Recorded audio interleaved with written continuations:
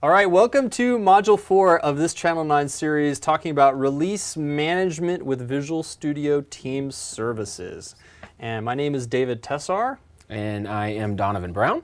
And then we're going to dive into environments right now and give you a lot of detail on what you need to do in this space.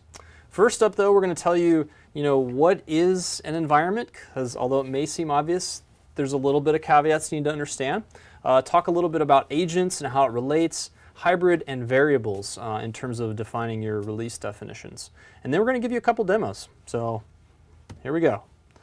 What is an environment? There's a reason why at the bottom here we've labeled it the way it is. Logical grouping of tasks, variables, security approvals, and agent pool. Most certainly, I think the most logical conclusion people think about is, well, an environment equals the place I'm going to deploy stuff to, right? That's how most people think about it. But if you really want to take a step back and you look at that bottom definition, an environment can be whatever you want, right? Yes. You could have, 3 environments, call them whatever you'd like, that happen to all do something against one particular physical environment, right? Exactly. And I think that's very important to point out. I have lost count of how many customers I've had to explain to them that, yes, you call the environment dev, but you can do whatever you want. You could actually spread, for example, one of the ones that actually came from a customer was, Donovan, we have to make sure that our database admin has an opportunity to look at the scripts before they're executed, but it all goes to the dev environment. I was like, well, great. Let's just create another environment, add your database admin as the approver for that environment, and just take the word environment out of your vocabulary. Stop thinking of them as every environment has to go to a physical, or what we've always said a dev environment is.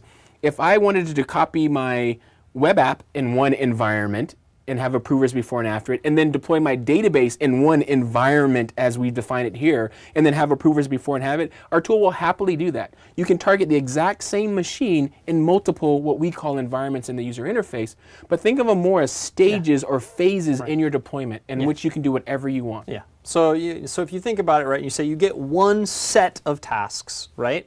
One set of variables, one set of security permissions, one set of pre-post approvals, and one set of agent pools that you're directing it to.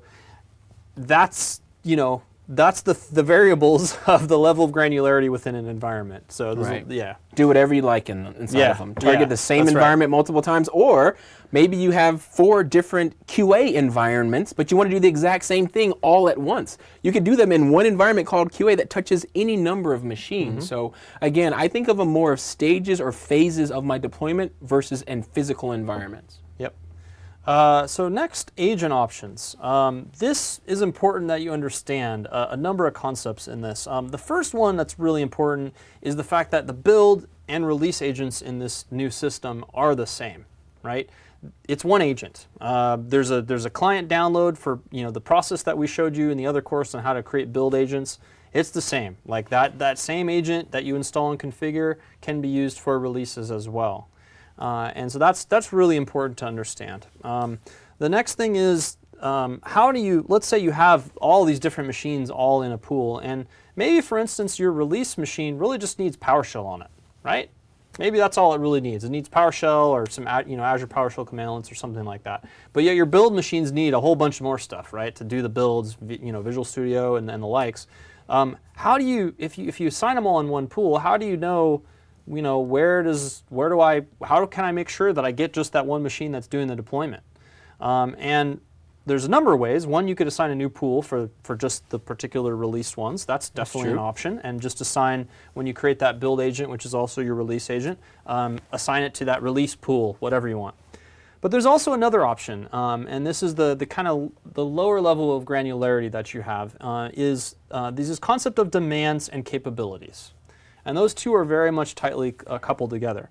When you go into the definition of the environment, there's an option there that you have to say, hey, there's certain demands must exist for this to happen.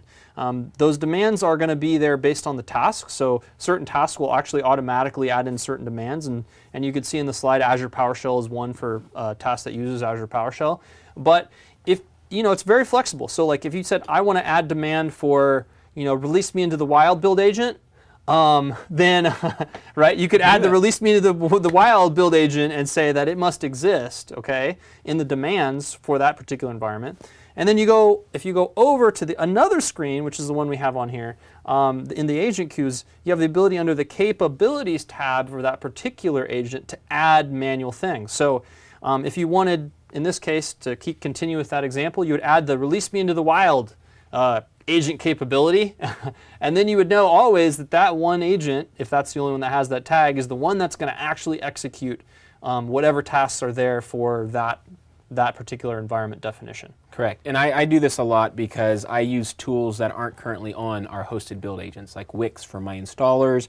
And what I can do is I can actually add those capabilities to my private agents, and then add those demands on my build, and it'll say, okay, I will only pick an agent who has the capabilities of Wix, for example. The name of the agent is actually a capability of it as well. So there's a couple ways you could do what you wanted to do. If I know the name of the agent, and I always want to use that agent, I can demand that the name be this name, and it always picks that particular agent.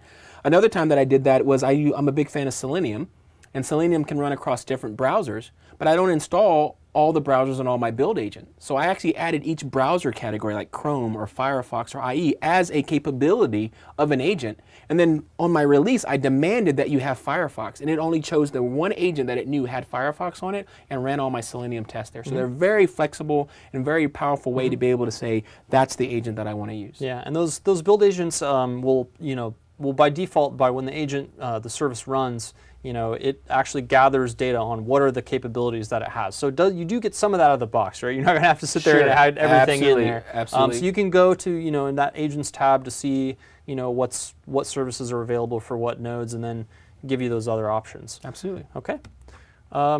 So next up, this next topic is about hybrid release management. We kind of talked about it in the earlier module, but just to really get your head around the architecture and reiterate the point of the fact that we can do hybrid type deployments, right? So your agent is just an agent. That agent can run somewhere behind your corporate firewall. It can run wherever you want. The only requirement is that agent has the ability to securely connect up to the service, right? And the build release service, right? To being able to talk and do different jobs. So in this particular case, right, we're giving you an example here where you might use the hosted agents for some things, but you might want to release that build to a internal only environment and using our release management service. So in that case, you would have an on-premise agent or agent pool registered with our release management service, and that release management service would then deploy to your internal server farm, right? And that server farm may not have any access to the team service, right? It doesn't really matter. Even that whole environment doesn't have to have any access to the outside world if you don't want it to. It doesn't really matter as long as the agent just can communicate. So it's that agent's there sitting there looking for jobs, talking to the service saying, hey, do you have something for me? And when it does, it comes down, executes that task list that you have against whatever you're telling it to do. Absolutely. Yep. So the question I get asked is, Donovan, can I deploy to on-prem from VSTS? And the answer is yes, because of this diagram. Install the agent wherever you need it to be installed, and it will do whatever you wish it to do against the resources that it can reach. Yep. Yeah, I actually had, just a specific example comes to mind. I had a customer who even, and this was more of the build example, but they had internal NuGet servers, right? Like they're pulling all these custom packages that this NuGet server was external only from inside their corporate firewall. Well, we used the service, the build service, with an agent that was on-prem. We could do the builds visible within the service because the agent was sitting there pulling down the internal URL of the NuGet server to do the builds, right? So kind of just one other example that gives you the idea, starts to hopefully get you the ideas going here of how you might use this thing. Right, because you can use VSTS as your orchestration. There was another extreme example where we want to use VSTS as our orchestration, but we don't want any of our IP to see the internet. We don't want you doing builds in the cloud. We want the builds done on-prem. We don't want you doing the releases from the cloud. We want the releases done on-prem. Yet, we still want VSTS to be the orchestrator. And we're able to achieve that for them because, again, the agent says, what am I supposed to do? pulls down from internal the firewall. Says you're supposed to go do a release, and what you need is over there on that machine that only you can see. Great, let me go grab those artifacts, and now where do you want me to put it? I want you to put it on another machine that only you can see right now, because we can't see it from the internet, and he'll go do whatever we need to for us behind the firewall. So even if you don't want any of your IP to be on the internet, you can still use VSTS to do your automated builds and your deployments. Yeah, and keep your IP on premises if you that's want. That's fine. Exactly, yeah. exactly. Yeah. Okay. The next concept we want to talk about is related to variables. And just to, there's some connection points here that we want to make. First off, just the two kind of major scopes of variables. One is global. So within a release definition, you've got the area of variables. Those variables are going to apply to all environments in that release definition. So they all have access to whatever that is. The next one is, we're just going to call them environment variables. And within each specific environment, you have the ability to specify those variables. And the only scope of where those will be known about is within that environment itself. So this is really useful for a lot of different purposes. But that's kind of the two major variables to think about. Yeah, one thing I'd like to say on the variables real quick is that if I define a variable at global scope, and then redefine that again at the environment scope variable wins. So you can have, for example, 9 of my environments use the exact same variable. Instead of having to define it 9 or 10 times, I define it once. And then in the one scenario where that password is different, I can just redefine it in that environment. And another thing is mentioning of passwords is that we can encrypt these variables for you as well. They're not all just in plain text. So when we encrypt them, they're not only encrypted in the user interface, but they're also encrypted at rest. So no one will ever be able to interrogate or see those information for you. So. If you're an IT pro out there and you know AGLP with group policies, this is easy. Exactly. All right, so let's keep going here. All right, so how are all these things connected? If you take a look here, right? I mean, when you define them, you've got again, it could be the global or the environment variable, yep. but how do you use them, right? What are the scenarios that you use them? The first one and the most simple example here is you just reference it in one of the items parameters of the task itself, right? So in this top example, we're doing an override template parameter and we're specifying the web app name variable using the $sign in parentheses the variable name, in this case web app name. So that now is the way that that's going to get passed on to that task for the task on the agent to execute. It can go deeper though. So it can go like another use case deeper, which is not maybe quite as obvious to some folks.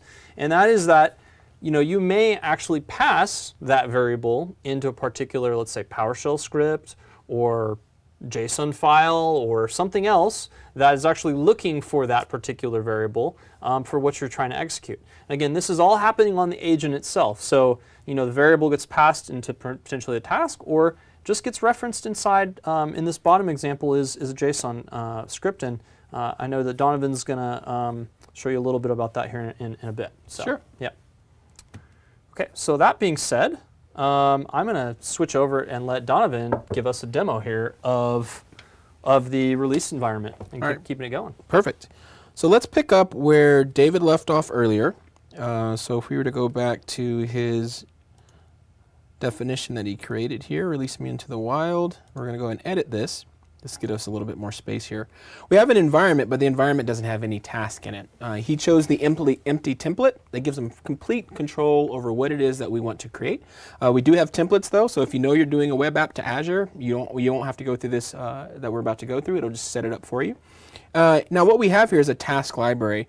I'm always proud when I bring this task library up because the first few things that you see in it have absolutely nothing to do with us, right? So if we were to go back to add, you see Android, Ant, Gradle, Grunt, terms you normally would not associate with Microsoft, but they're in there out of the box ready for you to be able to use. So we have an extremely powerful system here.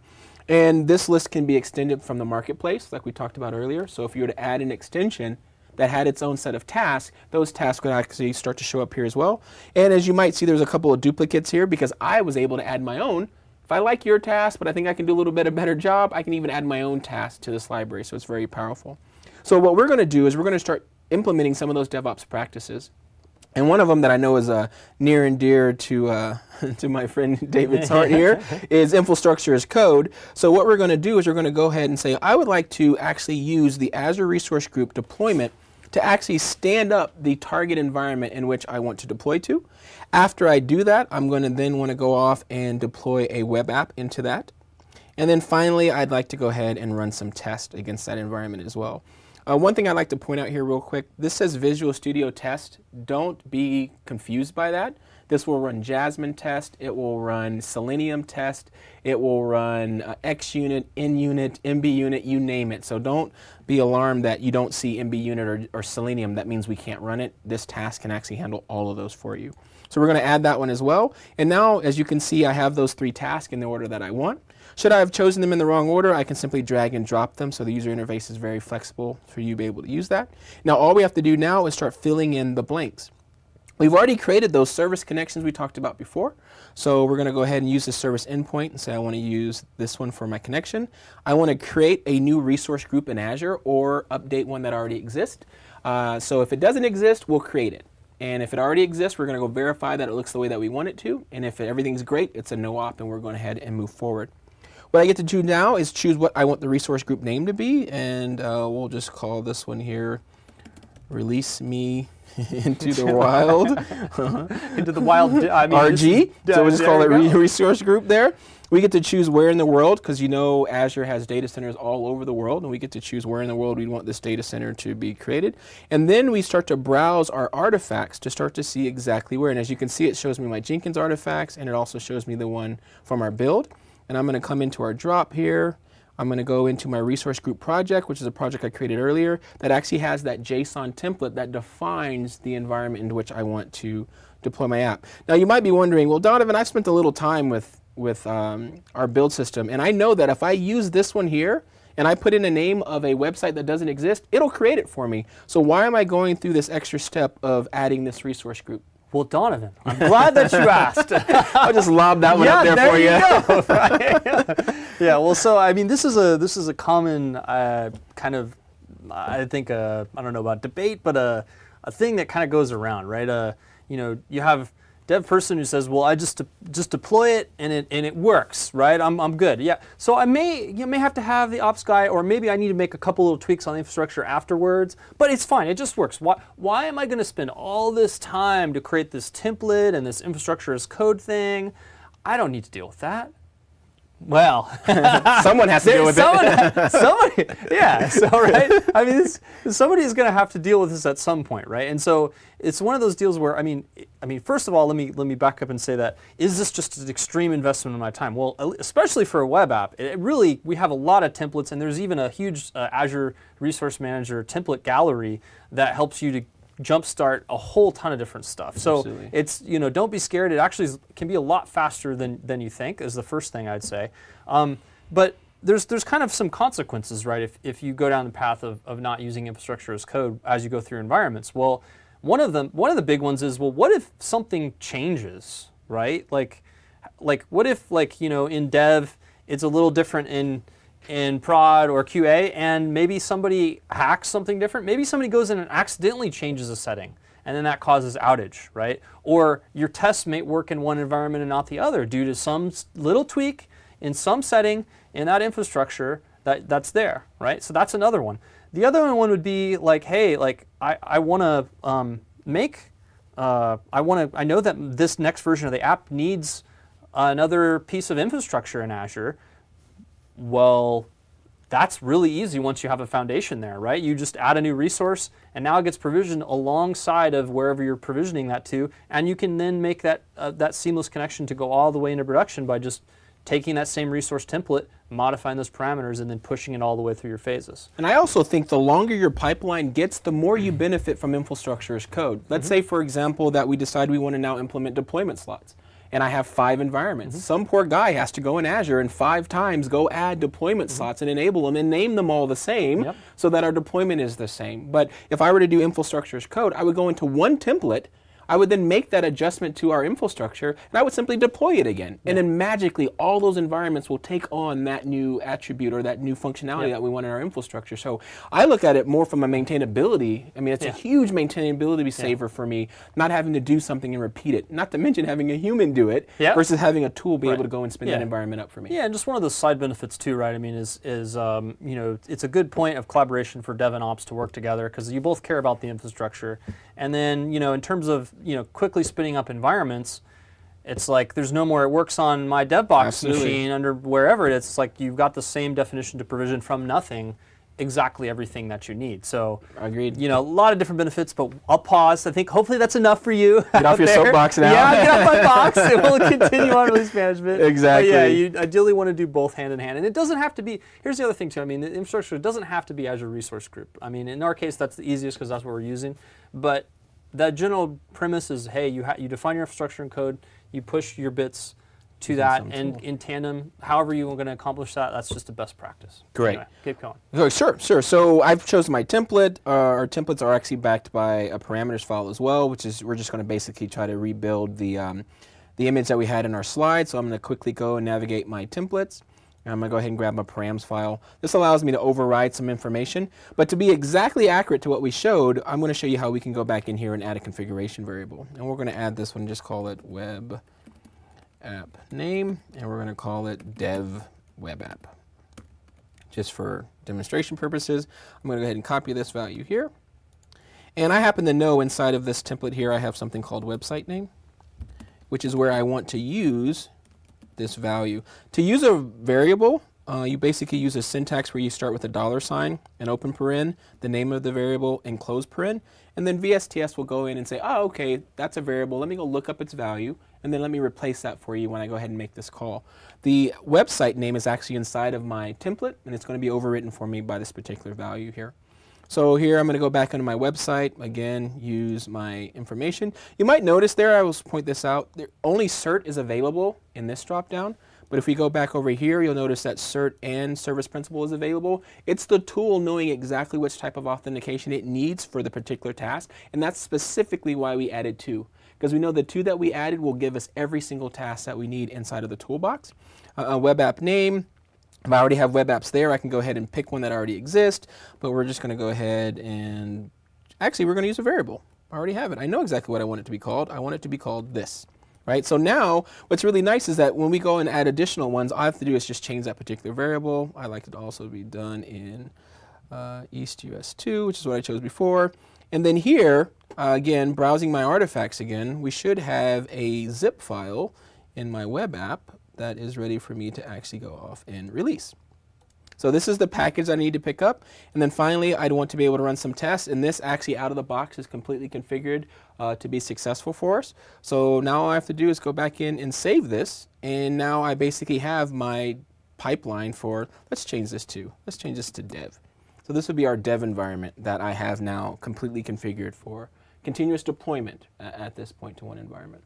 Is there anything else you'd like to see? Well, I'm not sure continuous deployment is configured at this point. Why would you say that? It's a good point because we actually haven't gone back in and triggered it. Very good point. Oh, yeah. So what we have to do here is basically tie it to a particular build, and these are going to be a list of the artifacts that we've actually defined, right? And then I get to choose exactly which task. So very good catch there. A little oversight on my part, but now it looks like we are ready to rock and roll.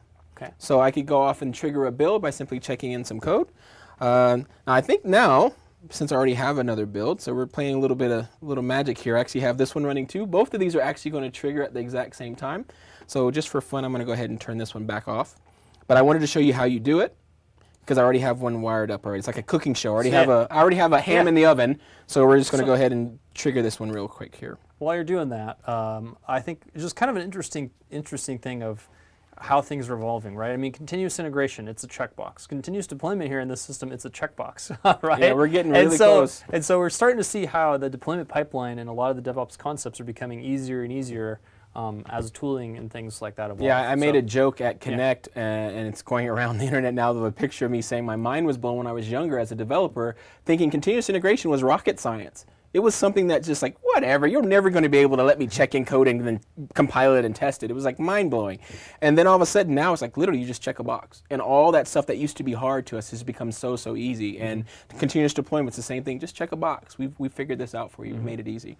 So we talked about traceability a little bit. We're going to talk about it a little bit more in the next module. But one thing I wanted to point out here is what you see is a developer's experience trying to get ready to do DevOps or do continuous deployment and release management. What's really nice is that my day-to-day life doesn't change very much. I'm inside Visual Studio, the IDE that I've grown up in, and on the right-hand side here I have Team Explorer, and what it allows me to do is basically associate work items to this. So if I'm fixing a particular bug or adding a particular feature, I simply add it to this list of items that I'm working on. I made a change to this particular file, and then I'm going to check this in. The reason that I'm pointing this out is in the next module, we're going to show you how this actually shows up inside of our release pipelines. So you wonder, well, where in the world did those come from? They came from here. So by simply checking in some code here, and again, I think I'm using TFVC in this particular example, works just as well with Git. So choose whatever version control system that makes you happy. And then when that's actually checked in, we're going to be able to go and see that there should be a build already running, and that build will then trigger off a particular release. So we're just waiting for that to get checked in here. So while that's triggering off anything else you'd like to add, so that was successfully checked in. I can run back over here to our build. And now you got to remember, the trigger into continuous deployment is continuous integration. So what we're going to be able to see here back from our queue is we already have that RMO demo CI running.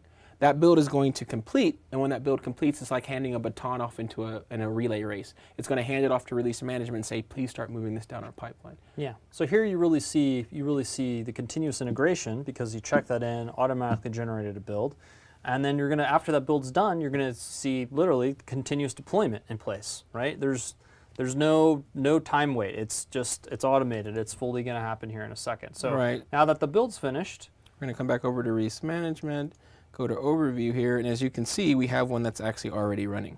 So this one here is actually in progress, and if I go over to my logs, I can actually see that as things start to happen here, we're going to get a real-time log of exactly what the agent's doing on our behalf. It's obviously downloading the artifacts now, and as you can see, it has 40 remaining. This is another example of why you want to be very specific of what you get downloaded so that that happens very quickly.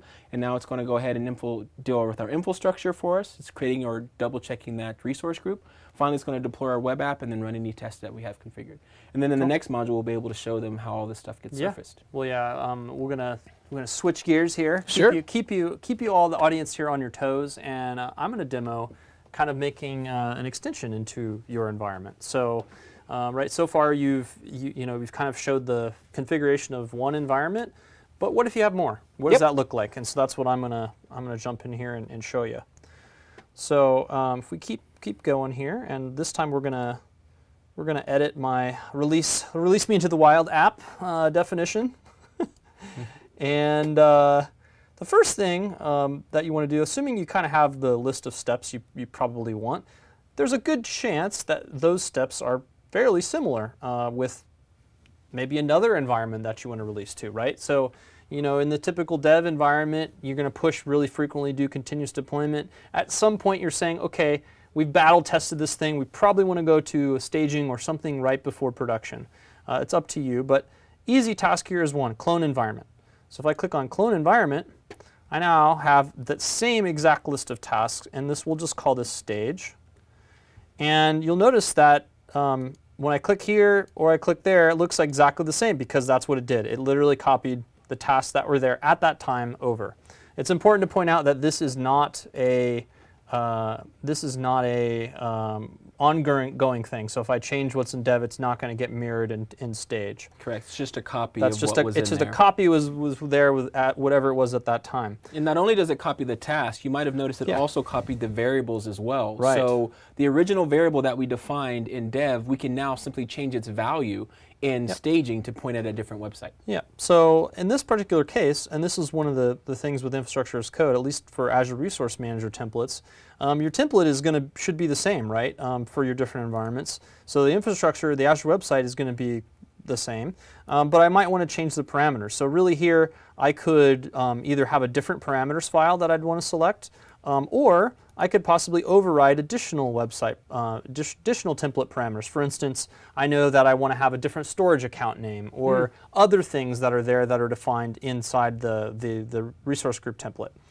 But what I am going to do, at least in this case, is something just to change the website name variable, right? So this one we call it dev web app. In this case, we might just, let's just say, call it the stage web app. And so literally, I'm just changing one variable here. And if your structure is so, then really you would just change your variables, and now you're off and running, right? Yep, for what what your task sets are. So building out an entire pipeline becomes very easy because the best practice is to do the same thing in every environment, right? The things that we normally change are scale and configuration, but the task should be the same. And we give you techniques and different ways for you to say that I need these to happen to this group of machines. And that group of machines in dev might be 1, in QA might be 2, and in production could be a farm of machines, but what I want to do to those machines is exactly the same. So you don't have to change this even though you're increasing the scale and or changing your configuration.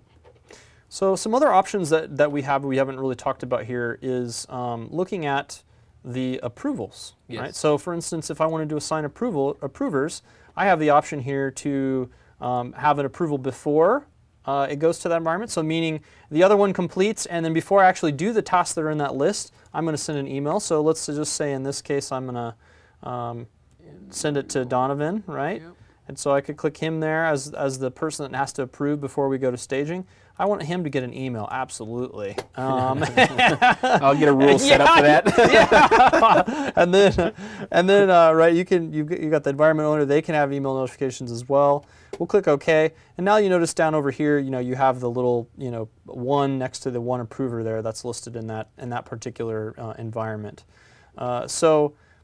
With that being said, I want to show you kind of what this looks like in terms of the experience of what that email is. So just nothing huge here, but just so you get an idea. So here's an example of what that looks like. So it's just, if you had a workflow, somebody would get that email, they'd click there on the approval request. When they click for the approval request, right, it's like a dialog box that you can select. And at that point, you just put a comment in, and then the release kind of keeps on going through that phase. Correct, and it's really key to point out that there's 2 different points in time where an approval can be asked for. Before pre-deployment, which means I have not touched your machine yet. I'm just asking for permission to touch your machine. And I always use the scenario where I am a QA lead. And I've worked with a lot of customers whose QA cycle is like 2 or 3 weeks long, which means I can't take every CI build that the devs produce because I'm in the middle of testing the current release that has to go out the door. And every build can't just go trouncing my files because it would invalidate my test results. But I also put my QA lead as the exit approval as well, because when I run a team, any bug that makes it into production, I blame my QA team for that.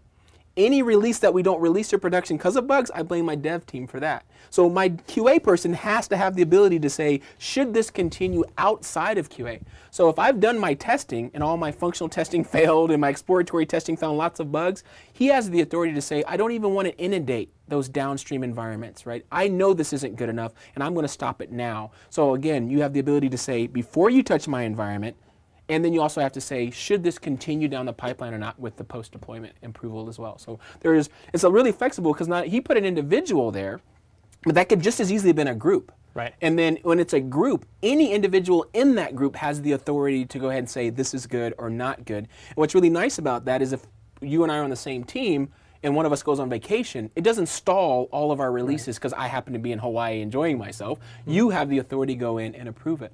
And then people are, well, Donovan, I need one ops guy and I need one dev guy and one QA guy. I'm like, great, create 3 groups, an ops group, a dev group, and a QA group. Assign all 3 of those groups as approvers on any combination that you like. And then one person from each team will have to go in and say, we give it the thumbs up as well. And if you want to use a combination of groups and individuals, you can go nuts, and it has a lot of flexibility on what is the exact approval that gets the code moving. Right. Right. So I want to show you kind of one other concept here that Donovan started to touch on here by adding a Visual Studio test task. But I wanted to kind of continue on with the fact that there's a lot of other things that you could do here in this list. So one of them specifically that we actually had on our first module talking about what might occur in a typical pipeline is this concept of a cloud-based load testing. So in this particular example here, I'll just add both of these tests. you can see that we could add a cloud-based load test very easily by just a task. So now, now for the staging environment, we know we want to do some battle testing on this thing and make sure that it actually survives this load we handle on it. And by the way, because we're using cloud-based load testing, it's really just some clicks here, and that's it, right? Yep. We're going to use your load minutes from Visual Studio Team Services, and it's just going to run against there. And then if we had, we could also get more granular if we had a load test file that we spent a bunch of time creating very specific things that are there. There's another task for that, right? So again, this is something where if you want to do the load test, you just define it as an artifact from earlier. You now pull in that artifact to do the load test, and there you go. You've got automated load testing as kind of a separate DevOps practice that you've enabled because you have this foundation of our release management pipeline in place. Absolutely. So just to kind of show you that this does actually work, I'm going to go to the different releases that we have, the kind of release explorer here.